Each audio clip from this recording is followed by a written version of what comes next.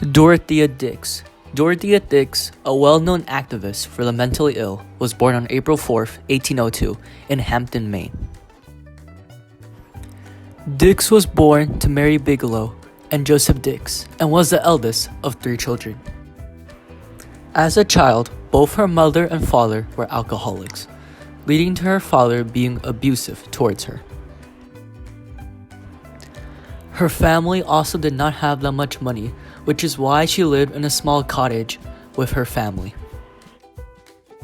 Because of this, she moved to Boston to live with her grandmother when Dix was only 12 years old. Dix had already had a liking towards books, but her grandmother helped foster an even larger love for books, literature, and education.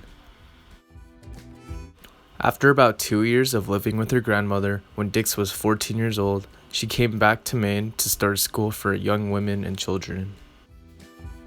This would be the start of her teaching career, where she taught young women how to read and write.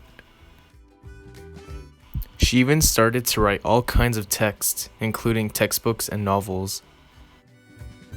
Most of the texts she wrote focused on fictional stories that had moral lessons and poetry about religion. One of her most famous textbooks is Conversations on Common Things, which was published in 1824. Although Dix was an activist for almost her entire life, she also had suffered from sickness. It was revealed that she had tuberculosis, and during the winter, she would have major coughing fits and a general fatigue. Normally, a sickness this severe would stop someone from doing anything too demanding, but Dix was still committed to teaching.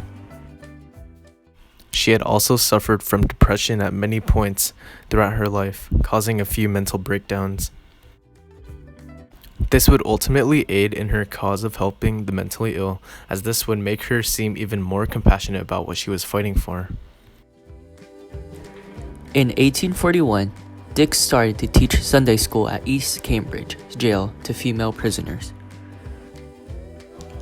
During her time there, she saw the horrendous living conditions that the mentally ill prisoners had to live in. The cell that the prisoners were living in had no source of heat, causing Dix to go to the court and demand a heat source and other necessities for them.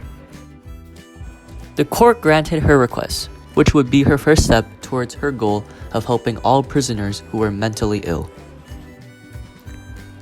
After this victory, she started to travel all over the country, visiting all sorts of prisons and institutions.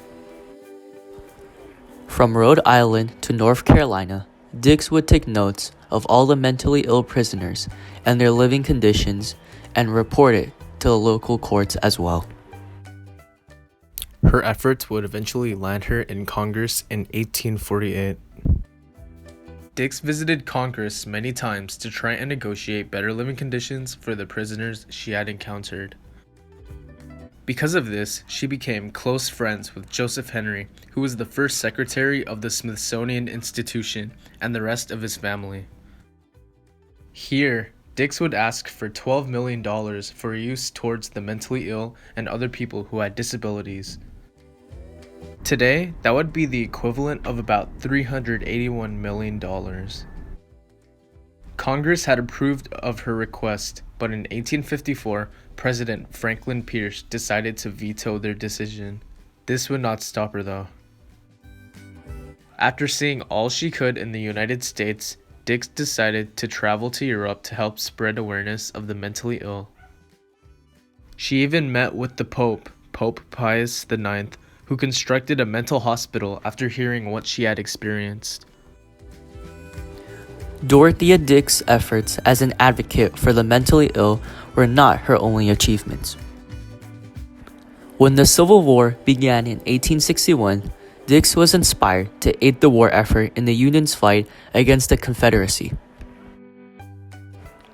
She was not a trained nurse, but she still decided to volunteer her services in the form of directing a group of nurses to help the injured Union soldiers.